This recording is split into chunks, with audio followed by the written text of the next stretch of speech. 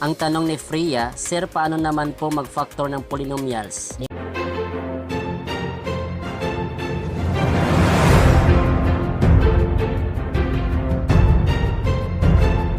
Bawa po sa ganitong given, 3x4 minus 3x cubed y minus 12x squared plus 12xy. Ngayon, kukunin lang natin ang GCF, greatest common factor. Yung 3 at saka itong 12. Okay? So, ang kanilang greatest common factor ay 3. Okay? Ngayon, tingnan natin yung kanilang variable. Marami dito ang variable na x kumpara yung y. So, kukuha tayo ng variable na ang kanyang exponent ay yung pinakamababa. Ito ay 1. So, yung x, itong x na meron siyang exponent na 1. Then, close parenthesis tayo. Itong greatest common factor na 3x na nakuha natin, i-divide natin bawat term. Okay, divide natin bawat term. 3x. Yan, divide lahat yan. 3x. Divide 3x. Saka ito 3x. Okay, divide natin. Una itong first term. Cancel na yung 3 at yung x. I-subtract lang natin yung 4 minus 1 kasi meron po ditong 1 na exponent. So that is x raised to third power. Then ito naman, cancel na yung 3 at saka yung x, subtract natin. Ito ay may third power at saka itong may exponent na 1. That is, copy natin muna yung kanyang negative sign. At yung x dito, x raised to third power minus x na may exponent na 1. That is 3 minus 1, that is x raised to second power. Then, bring down mo na lang yung y. Then, kopyahin yung negative na sign. Okay, ngayon, divide natin. 12x squared divided by 3x. That is 4. Yung exponent, isubtract natin. That is x, ilagay natin. X na lang natira. Then, copy ng plus sign.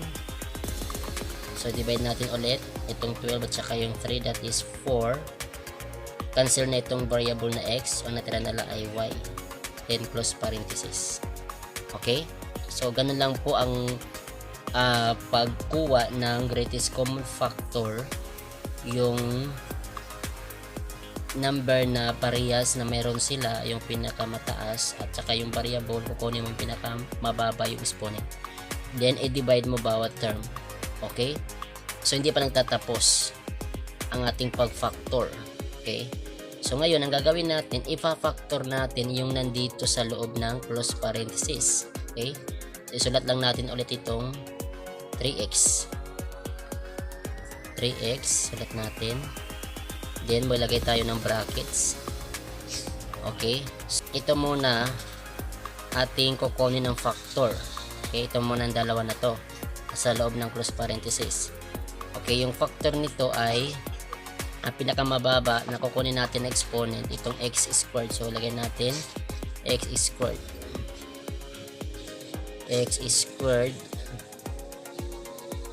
Then, ito i-divide natin sa s cubes. 3 minus 2, that is 3 minus 2, that is x na lang. Then, kopyain yung negative sign. Then, itong dalawa cancel. Then, kopyain na lang yung negative, itong y. Okay?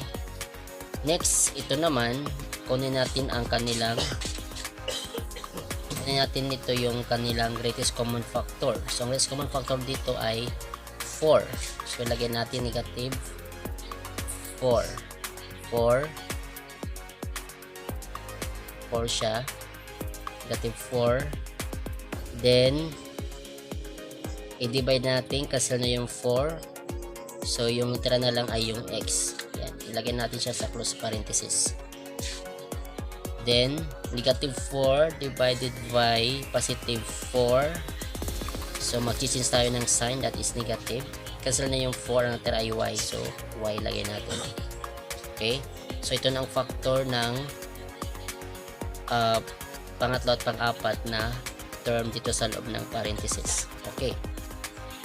Next, hindi pa nagtatapos. hindi pa nagtatapos yan, kukunin natin ang kanila pang factor.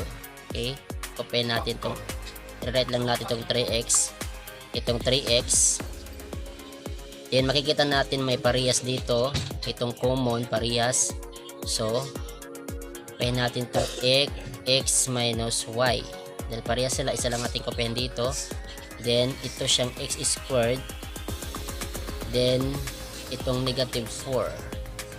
Okay, so yan na po. Then ipapactor out pa natin itong x minus 4, ito ay difference of 2 square, sulat natin yung 3x, then itong xy, ang factor nito ng x squared minus 4, ito ay 4 ay perfect number, so yan ay form of difference of 2 square, so x plus 2 then x minus 2.